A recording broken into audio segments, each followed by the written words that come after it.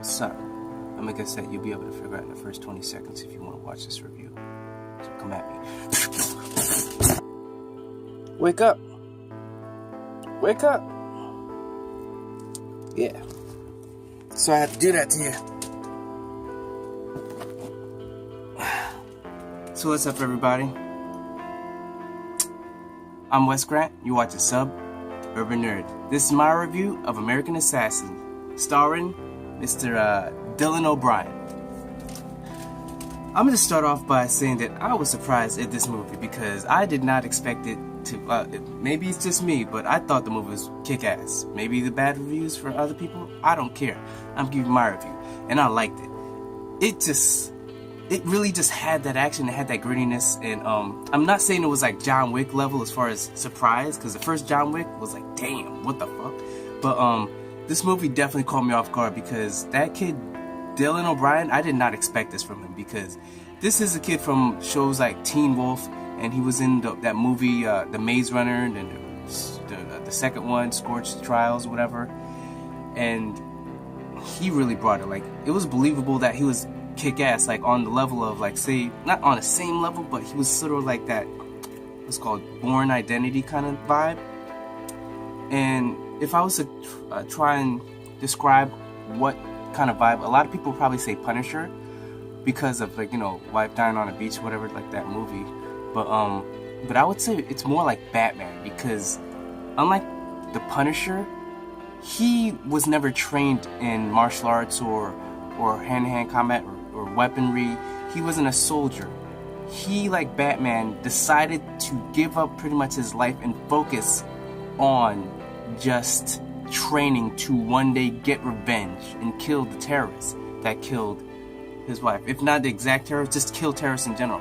So that's what starts it. The movie starts off with him on a beach proposing to his wife, and mind you, this is a spoiler review, but they've shown it in trailers or whatever. So he proposes to a wife, he goes to get some drinks, so while that happens, all of a sudden, boom, boom, like, things just start going crazy, terrorists go on the beach, start shooting things, and I thought from the trailer that she got shot and then he found her, but no, they went the extra length, because the dude is running and gets shot, and he's running and his wife, or his new fiance is on the beach looking for him, bam, gets shot down, and he's running over to her, he gets shot again in, like, the shoulder, and then he's crawling over to her, and then the guy that shot her just walks over to her, boom, finish her off, but I'm like, how come he didn't finish him off? But hey, plot, whatever.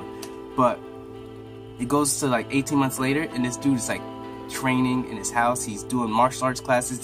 He's at the marksman's range, just tearing up with all the weapons, just tearing up his target. And then he's like so good that he's just shooting everybody else's targets with like an AK or like assault rifle or something like that. And this dude just really definitely gave that vibe, like, yo, he don't care about nothing but getting revenge, sort of like Batman. Only difference is Batman doesn't kill, but this kid, he wants to kill, and he basically trains and pretends that he wants to be, like, I guess, one of the Muslims so like he's converted to, like, sort of be a terrorist. And mind you, government's always watching. Just know that anytime you're like searching or trying to find something like that, like, yo, government's watching. So government knows, but I don't know if maybe they thought maybe he was really a terrorist, but they put cameras up in his house, so I guess they could see that, no, he wasn't going to become a terrorist. He wanted to go on his own to kill a terrorist. And that's pretty much what it is. He successfully gets them to contact him. He goes over to Israel, where he went, and he gets brought into the place, and he actually cuts, his hands are tied, he's cutting himself out. And right before he makes the move, because at this point, this guy, he don't care. He's gonna try and just kill everybody that he can. The main dude gets sniped, and then they shoot everybody else up, and then he gets out of his handcuffs, out of the wrap, and then he grabs like a blade or whatever and just starts stabbing the dead body, because that's how determined he is. And then the people, the CIA brings him in, and they realize, like, yo, his scores are off the charts. Like, yo, this dude is like a prodigy. So they're like, yo, we got this program. Basically, it's sort of like Born Identity, whatever. But that's where Michael Keaton comes in. He's in charge of this program of making like ghost people that aren't officially for the government, but they do these black ops, like special black ops missions that, you know, like if they're called whatever, they're dead, whatever. What?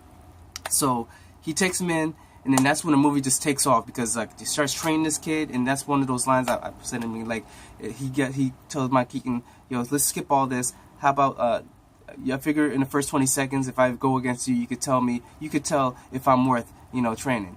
And he was like, all right, let's go. So he takes him and trains him. He doesn't fight him, but in the training, he definitely kicks the kid's ass and molds him into like this perfect weapon. And then you find out that there was that's when this whole plot of like a nuclear warhead or something like that gets taken. And then that's when the whole movie's just basically them trying to find this nuke and get it. And then that's when the movie just turns into like a thriller to like an action movie. And this kid is just going through, racing through the towns, capping like dudes and just fighting. And it was just so much fun to me. As far as story, it had a pretty decent story. It wasn't like the most complicated story in the world. Kid wants revenge, trains, government sees the potential, takes him in, puts him in special ops. The kid is pretty much a loose cannon, but he's getting the job done, so he's kind of getting away. They're letting it slide because he's doing what is his instincts, and his instincts is just getting shit done somehow. And also has Michael Keaton's the guy that trained him. Taylor Kitsch is the main bad guy, the antagonist. Sanaa Lathan is the one that's in charge of the CIA, that basically in charge of Michael Keaton's character, who brought the kid onto this whole thing. And what's it called? Oh, sorry, almost forgot. There was this another character, main character, called Scott Adkins, who is pretty much training in the same level as what Dylan O'Brien was, but he just was never as good. But somehow they brought him in there, and don't want to spoil it, but things definitely the movie went the way you probably thought. And but the one this girl is beautiful.